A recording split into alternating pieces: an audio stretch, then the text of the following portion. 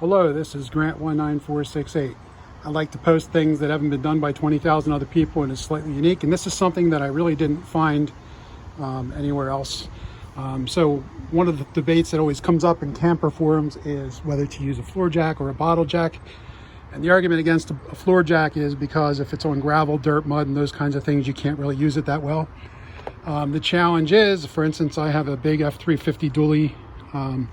It's a pretty heavy truck, so I need a pretty big floor jack. To do that with a bottle jack, and even doing the camper with a bottle jack, isn't the safest thing because it doesn't have a lot of stability on that tiny little base.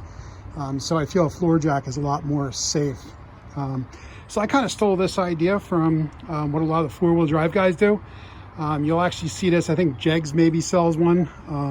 I thought about buying it. The only problem was I wasn't sure what jack it fit, and I already have a pretty nice 3-ton floor jack. So I decided to build one out of wood and give it a shot and see how it held up. So I used a really high quality plywood, 3/4 plywood for the bottom. You can see these are reinforcements, and then these are also reinforcements. And what happens when you set the jack down, you would think the wood would split from the weight of the wheels in the four corners. But what I did is I cut holes, and the wheels fall down through those holes, and the frame of the floor jack sits right in this notch on both sides. So that way it distributes the weight across this 3/4 inch plywood. It's 3/4 plywood and 5/8 plywood, and then another piece of 3/4 plywood. So that makes it pretty strong. I took and I basically joint in pieces to give it a curve on both the front and the back, to make it like a sled so it slides through gravel and rock and things like that. You can see I actually tried this out.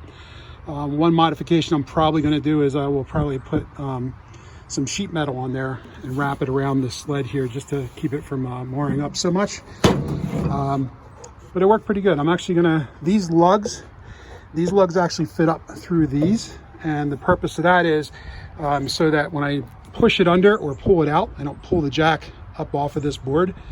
So those things kind of key it to the floor jack so that the sled moves with it. And I used this actually to take it from my garage. I took it across macadam, probably about 70 feet to my camper, which is dual axle, about 9,000 pounds. And I used it to lift all the wheels, pack the bearings, just kind of maintenance. And it didn't creak or anything. It actually worked really well. Very easy to push under and pull out. I was kind of surprised. It's all gravel under my camper. So it actually seemed to work pretty well. I'm going to actually put the phone down, put you guys down so you can see how this sits in here.